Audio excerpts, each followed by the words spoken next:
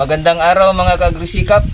Mag-abono naman ako ngayon sa pagsapaw ng aking palay kasi nakalabas na lahat ng uhay. Abonuhan ko ng 2 sako ng 2100 at subukan kong haluan ng fungicide kasi maraming daga. Bawat araw tingin ko may konting kinainan ng daga, kaya sabi nila takot ang daga sa Vanguard.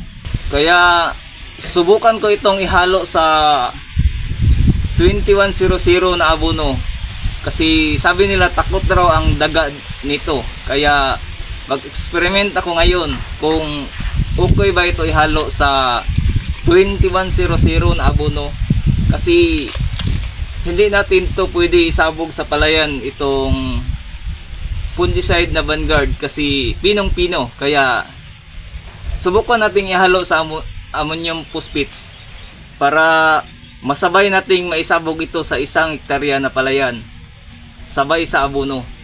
Sana successful to ang ginawa kong eksperimento ngayon, at abangan nyo na lang mga kaagrisikap sa mga susunod kong videos kung ano ang resulta ng experiment ko ngayon na ihalo ang 2100 or ihalo ang Vanguard fungicide sa 2100 na abono para pantay ang pagsabog sa ilalim ng palayan para matakot ang daga.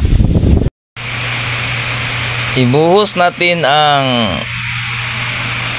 fungicide sa nilatag na 2100 or ikalat para mas madaling mahalo. Mas maganda kung mahalo lahat or mahaluan lahat ng abono para ng fungicide para epektibo, kasi sabi nila takot raw ang daga sa Vanguard. Kaya isabog na natin ito mga kaagrisikap kasi maganda pa ang panahon. Kasi minsan bigla na lang umulan, kahit mainit minsan ay mamalayan na lang natin na umaambon na or buhos na ng ulan. Kaya habang maganda pa ang panahon,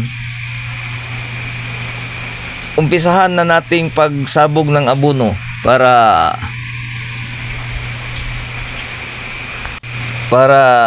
hindi na tayo maabutan ng ulan, para mas malatag natin ng mabuti, para hindi tayo magmamadali kapag magiba na ang itsura ng panahon, kapag dumidilim na ang panahon. Kaya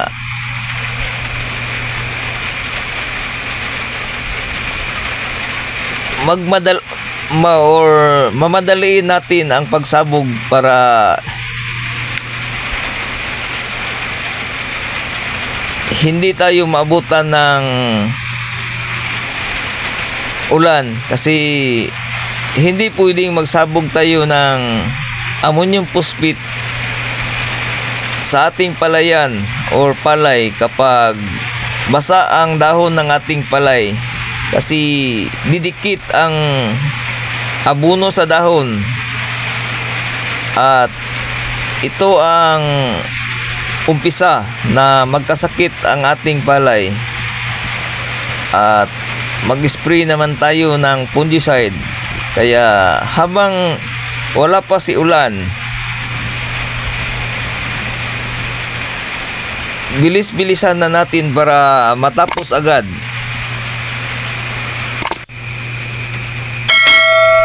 Hirap na kasing pasukin ang aking palayan mga kaagrisikap, kasi umpisa nang yumuko ang uhay ng palay. Kaya dahan-dahan lang tayong maglakad para hindi tumagilid ang ating palay o ang puno ng ating palay. Kasi yan ang umpisa ng pagdapa ng ating palay kapag mayroon ng tumagilid. Lalo na kung uulanin ng malakas at may hangin. Siguradong dadapa ang palay. Kaya dahan-dahan lang tayong maglakad para hindi masira ang ating palay. Alam kong hindi lahat ng magsasaka na mag-aabuno pa kung nakalabas na ang lahat ng uhay ng palay. Pero dito sa aming lugar,